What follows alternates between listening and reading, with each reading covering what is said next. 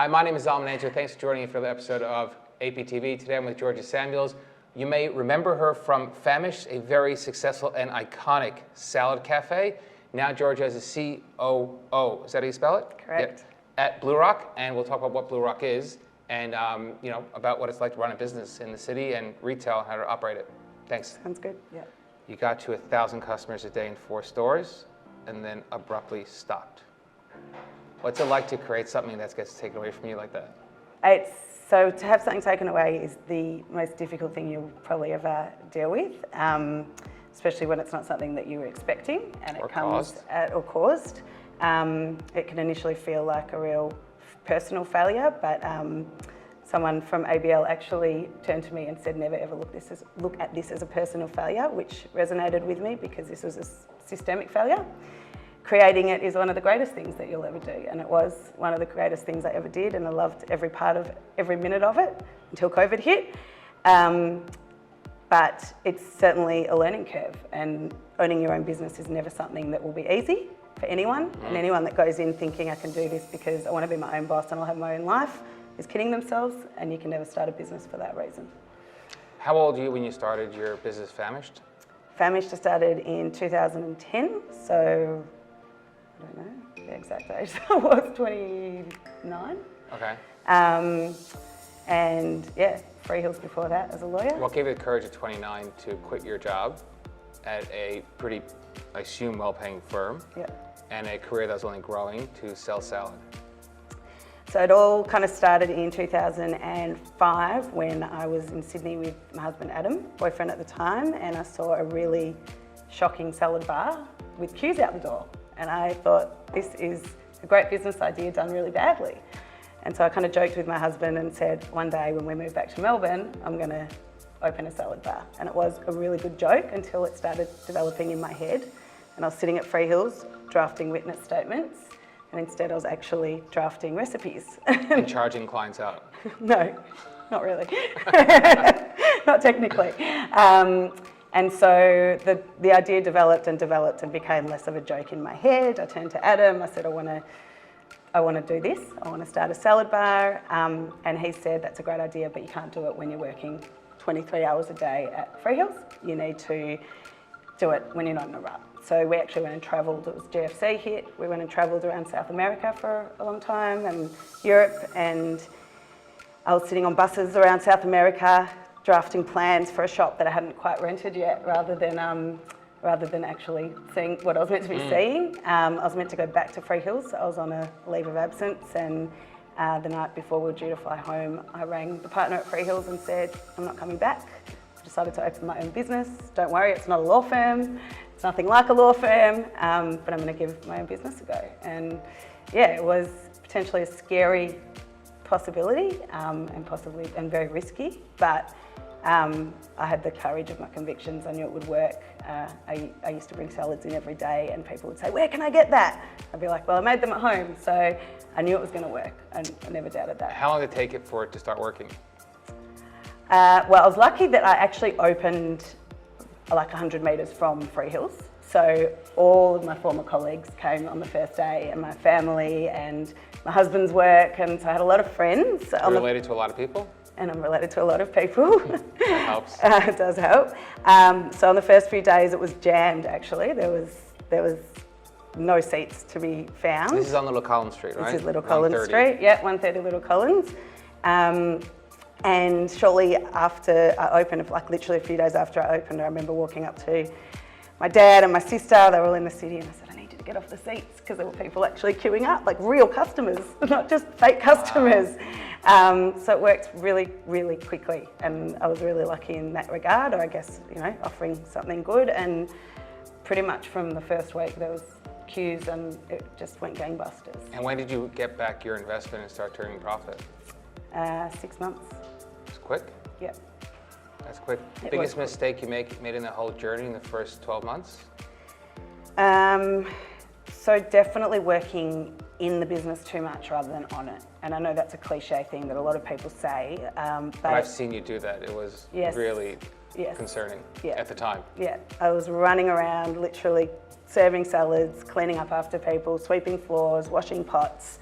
And Negotiating with agents. Negotiating with agents on leases for your second store, all of that. And people kept saying, "You've got to get out of it, Georgia, you've got to get out of it, you've got to be able to work on it." And it was actually only when I started, when I became a client of Blue Rock, that I had Peter Laylaw turn to me and say, "Georgia, you need to be out of here," to the point that like I actually ended up getting desks at Blue Rock, so I wouldn't be in the office on top of the little Collins Street store where I'd be seeing the queues and then I'd run down and start serving. And he said, "You've got to start working on the numbers, looking each week at the numbers rather than literally being in there serving salads." So that's probably the biggest thing I would change if I did it again.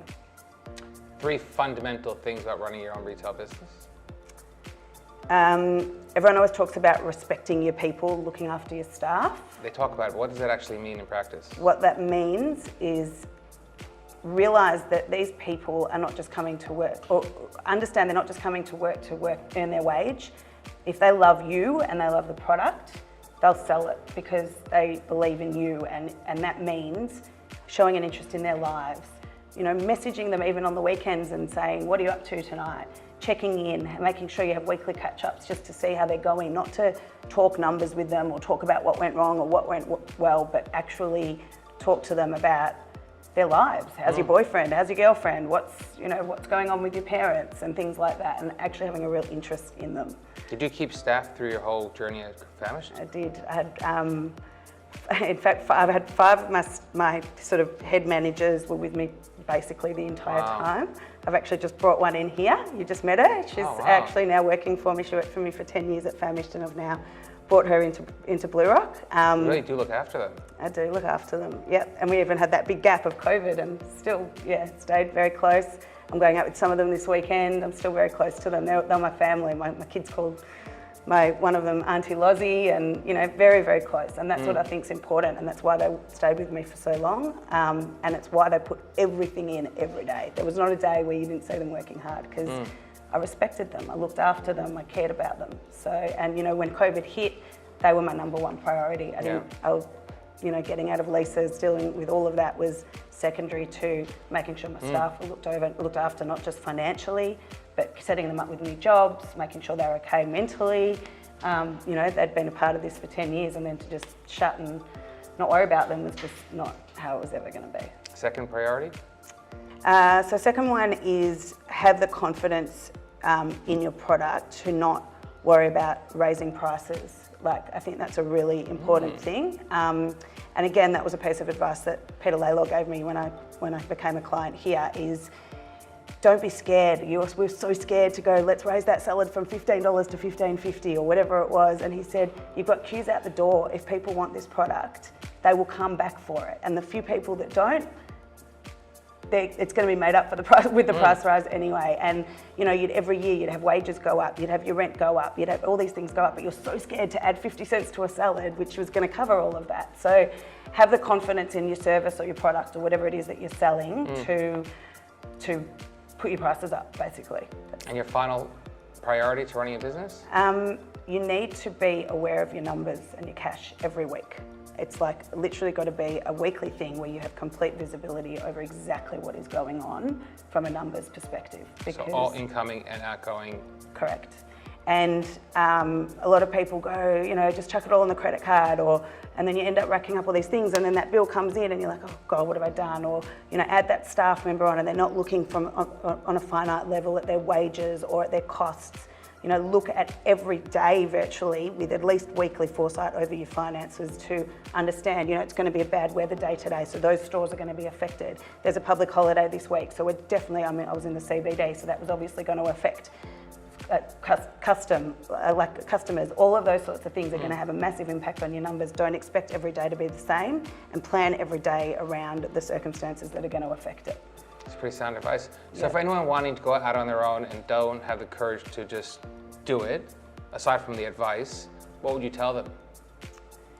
Test it with every single person you know. So challenge yourself till you're convinced yourself? Challenge yourself. But that's just a delayed. No, you need to be 100% sure of what it is that you're setting up. So if you have, I never ever for a moment wanted to be an entrepreneur or own my own business. It's not who I was. But I had an idea that I never doubted would work. I was 100% convinced that from the moment I opened this offering was going to be something that people would want. And I think you need to get to a point, and whether that's through testing the product with family, friends, anyone, literally going out to train stations and handing out freebies and seeing. Did you do that? I didn't exactly do that, but I'm thinking from a different perspective of retail offering. You wish you would have. I did. I literally went. I was just telling my CEO today. I used to sit in this salad bar and count the number of customers that were going, so that I could test my business model and see. No, I was opening at the other end of the city, but I wanted to test my model and check: am I actually counting on the right number of customers coming through the door, or am I just pulling numbers out of nowhere? Is this actually the kind of number of customers that turn over at a salad bar in the city every day? And it, really test it so that you are 100% confident that it will work. Basic ideas like watching traffic, asking randoms, it will give you more insight than hiring consultants to tell you what you want to hear. Yeah, correct. Have the insight so that you've got the confidence, is basically have enough data and insights and visibility over what you're offering, so that people, so that you have got the confidence in what you're offering. So you ran Famish'd successfully until COVID stopped that. Yep. While you're running Famish'd, you used Blue Rock. Yes. Still not really sure what they do. Yep. And then you stopped working at Famish'd and now you work at Blue Rock. So what do you do? What does Blue Rock do? So Blue Rock is a multidisciplinary professional services firm. What that means, because it doesn't really mean a lot to a lot of people, is we're a one-stop shop for business. We're very tech-enabled, and basically what we do is, if you own a business and you need pretty much any external advice on anything, we can offer it. So this is what happened with me. So I'd been at Famish'd for a few years. I was starting to struggle with bookkeeping, with payroll, with my accounting, understanding these numbers on a weekly basis, like I said, advisory, just getting my head around how to handle 4 stores. And I ended up coming on board with Peter Laylaw from an accounting perspective initially. So they were giving me numbers and helping me for advice. Bookkeeping or accounting? Accounting. Okay. Then I ended up using, that's what I'm getting to. So this is Blue Rock. You will come on board with one thing and then you'll discover all the other things you can get. So I started with accounting, that's where it was. The next thing I knew, I was using their insurance, I was using their marketing team, I was using their finance team, their legal team. I certainly used their legal team when it came to the COVID part at the end. So they're basically an advisory firm from all different perspectives. They've got digital, they can help people build websites, literally a one-stop shop. They're very tech-enabled, very forward, nothing's done in the past. It's very, very software-driven. And yeah, so basically use them for those to help me outsource all of those sorts of things, including bookkeeping, payroll, all of that. Why am I here now? It's an amazing place to work. Not just the money? No, definitely not just the money. Nah, it's a really good place to work. They're fun. It's got an amazing culture. Pete has very similar values to myself in the terms of looking after your staff and valuing them and respecting them.